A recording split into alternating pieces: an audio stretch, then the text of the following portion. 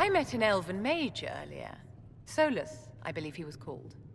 I admit I was surprised. I didn't expect to find mages among the Inquisition. Tell me, why were you at the Divine Conclave?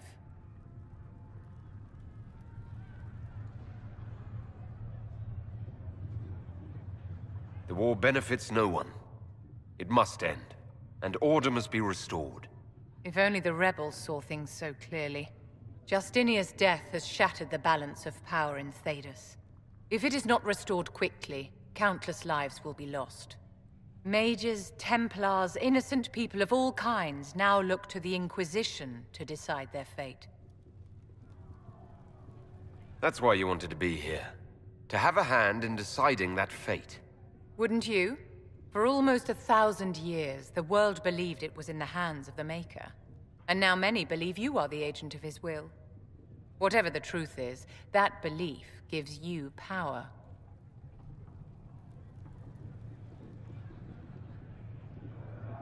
I was given this blessing by Andraste herself. The power is not mine, but hers. We can only hope she offers you better guidance than she does the rest of us. I've stolen enough of your time, my dear. Don't let me keep you. Yes? I wanted to ask you about the Circle of Magi. Of course. What do you wish to know? If the Circle disbanded, how can you still belong to it? The Circle is an idea, my dear. And an idea cannot be dissolved. Many of the first enchanters voted for rebellion, caring little that anything short of a unanimous decision would pit mage against mage. Rather than dissolving it, Grand Enchanter Fiona's vote split the Circle in two. The rebels follow her, the loyalists follow me. If you lead all the loyalists, why are you only First Enchanter and not Grand Enchanter? Grand Enchanters are elected, and since there are no First Enchanters besides myself, no vote can be held. I could name myself Grand Enchanter, but the title holds no meaning now. When the circles are restored, that will change. What was it like to live in a circle? My dear, your question is the root of all problems with mages. I cannot tell you. Every circle was different. Their Templars were different, their politics unique. And every person within each tower had an experience of circle life unique to themselves. Some people suffered and some were content. Some were cruel, some compassionate, and some indifferent. The same is true of people everywhere, in all circumstances, whether they are mages or not. So tell me about your personal experience with the Circle.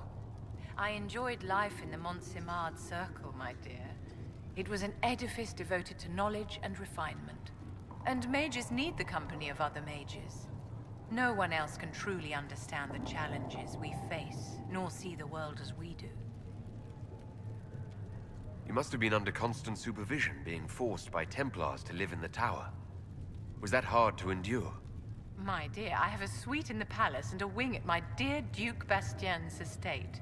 I've never been forced to live anywhere. Most circles allowed mages to live away from the tower, either on their own or in service to the nobility. All that was required was permission from the first enchanter. Some circles were harsher in their restrictions. Kirkwall was the worst, but it was the exception. Most were quite permissive. Perhaps too permissive, in retrospect. How did we come to this state with the circles in revolt? A failure of perspective that infected circle leadership. Mages lived solely in a world of Templars and mages. They could not even imagine what was beyond the tower walls. Kirkwall gave the world a reason to remember its fear of magic. A mage killed hundreds with a snap of their fingers. Across Thedas, a new tangible fear of magic grew. Commoners and nobles alike called out to the Chantry for protection. But the malcontents in the towers thought nothing of this. They cared only for themselves and for their anger at the new Templar restrictions. When a mage attempted to assassinate Divine Justinia, again, the mages protested the investigation. The leadership chose to vote on independence based on the intolerable conditions imposed by the Templars. sparing no thought to the fact that magic was more feared in the aftermath of these attacks than it had been since Tevinter's day. So long as they had their freedom, they could care little for riots, angry mobs, or about pitting mages against each other. Are you familiar with Grand Enchanter Fiona? We've met. Before her horrendously ill-timed and selfish vote for independence, I thought her adequate at her job.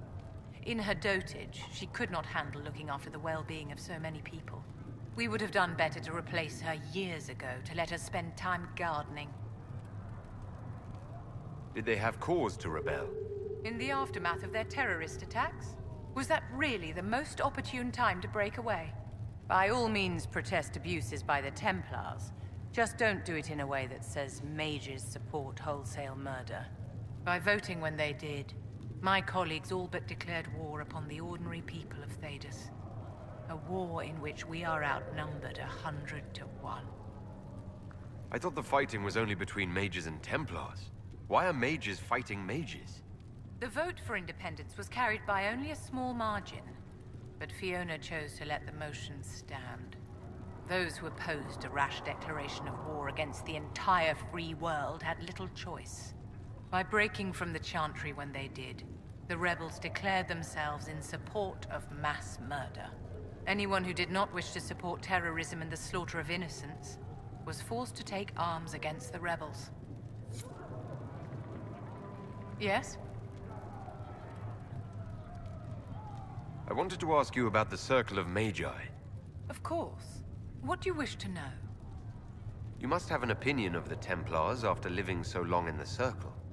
Having opinions about Templars, my dear, is exactly like having opinions about mages or Navarrans or men. I have known some who were impossible to endure and some who were utterly charming. I have suffered insults at the hands of those in the armor, but no more than I endured from nobles or tradesmen in Val Royal. Personally, I have found the Templars a useful tool, skilled at keeping more unpleasant elements at bay. Yes? I'd like to know more about you, Madame Vivienne. Whatever would you like to know? Your accent's not Orlesian. Where exactly are you from? I am from the Circle, my dear. One's country of origin rarely matters there.